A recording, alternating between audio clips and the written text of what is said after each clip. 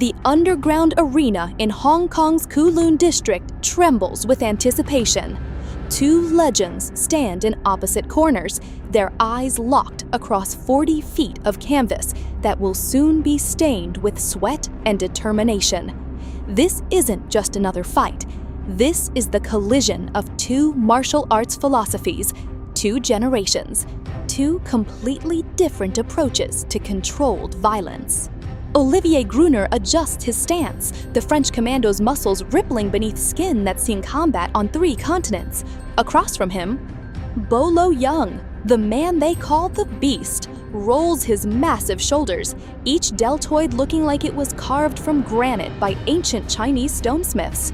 The crowd doesn't know it yet, but they're about to witness something that will be whispered about in gyms from Paris to Beijing for decades to come. Gruner entered that arena carrying the weight of French Special Forces training, a background that transforms ordinary fighters into surgical instruments of destruction. Standing 6 feet tall at 195 pounds, he possessed the kind of lean, explosive physique that screamed speed and technique. His kickboxing record spoke volumes, over 50 professional fights, with victories that came from calculated combinations rather than lucky punches. The man could throw a round kick that whistled through the air like a scythe, and his boxing background meant his hands were just as dangerous as his feet. What made Gruner truly formidable wasn't just his physical tools. The commando training had rewired his brain for combat efficiency. Where other fighters saw openings, Gruner sought tactical opportunities. Where they felt fatigue, he'd learned to compartmentalize pain into a distant room of his consciousness. His full-contact karate championships in Europe proved he could take damage and keep calculating, keep adjusting, keep hunting. Watch his films and you see the real thing. Those weren't movie kicks thrown for cameras. That was a legitimate striker who happened to look good on screen. But Gruner carried vulnerabilities into that ring too. His European fighting style, while technically superior to many, relied on distance management and point fighting precision. Get him into a phone booth war, grind him against the ropes, force him to brawl rather than box, and suddenly his advantages start evaporating like morning mist in sunlight.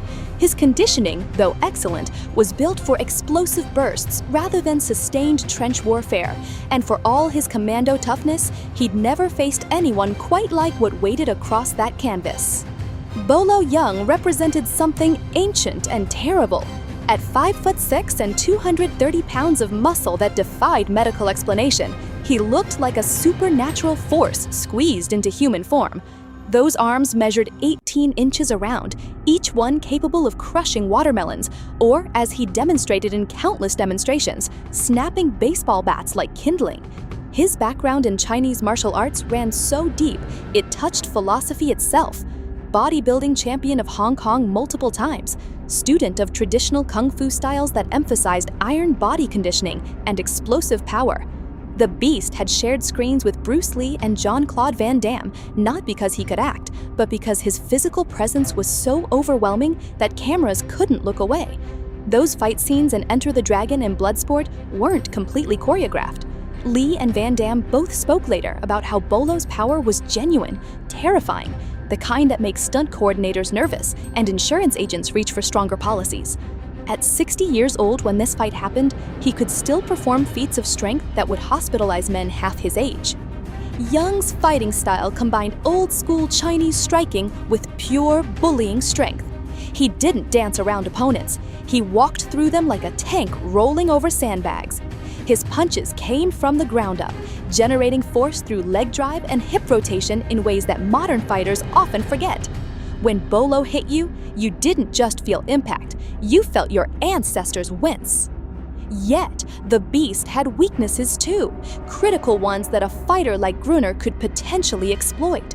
That massive muscular development, while intimidating, reduced his speed and mobility. He couldn't cut angles like lighter fighters, couldn't chase down slippery opponents who refused to stand and trade. His age, despite his supernatural conditioning, meant recovery between exchanges took longer, oxygen debt accumulated faster. And his traditional Chinese fighting background, while powerful, lacked the well-rounded approach of modern full-contact competition. If Gruner could keep distance, peck away with that devastating round kick, move and strike, and never let Bolo set his feet, maybe, just maybe, youth and speed could overcome experience and power. The bell shatters the tension like crystal against concrete. Gruner explodes from his corner, immediately establishing distance with the probing jab that snaps Bolo's head back. The Frenchman circles left, away from Bolo's power side, throwing leg kicks that thud against those tree trunk thighs like someone beating a carpet. The beast marches forward, inexorable as continental drift, eating those kicks with grunts that sound more annoyed than hurt. 40 seconds into the first round, Gruner unleashes a spinning back kick that crashes into Bolo's ribs. A beautiful technique, executed with textbook precision. The crowd gasps. Bolo smiles. That smile should have been a warning. The second round sees Gruner continuing his tactical masterclass, using footwork drilled into him during countless hours on European mats. He's point fighting, treating this like a karate championship, landing clean strikes while staying out of the danger zone. A straight right cross catches Bolo coming in. A low kick buckles the Chinese fighter's lead leg. For 3 minutes, it looks like youth and technique are writing a predictable story. Then, 40 seconds before the round ends, Bolo cuts the ring off with veteran savvy, trapping Gruner against the ropes. What happens next takes 4 seconds, but feels like 4 hours. Bolo dips low and drives a body shot into Gruner's liver, a punch thrown from somewhere near his ankles that carries the accumulated force of decades of iron palm training. Gruner's mouth opens in a silent scream as his nervous system tries to process pain that doesn't compute. Before he can circle away, Bolo follows with a short hook to the ribs that sounds like someone hitting a heavy bag with a wooden bat. The Frenchman's legs betray him for just a moment, just long enough for Bolo to lock onto him like a python finding prey. The third round belongs to the beast. Gruner's mobility is compromised now, that liver shot having planted seeds of doubt in his body's operating system. Every breath reminds him of those ribs. He's still faster, still more technical, but now when he plans to throw combinations, there's hesitation, a fraction of a second where his brain checks with his midsection to see if this is a good idea. Bolo senses it the way sharks smell blood and water. He presses forward, cutting angles not with footwork, but with pure intimidation, claiming real estate through the threat of violence.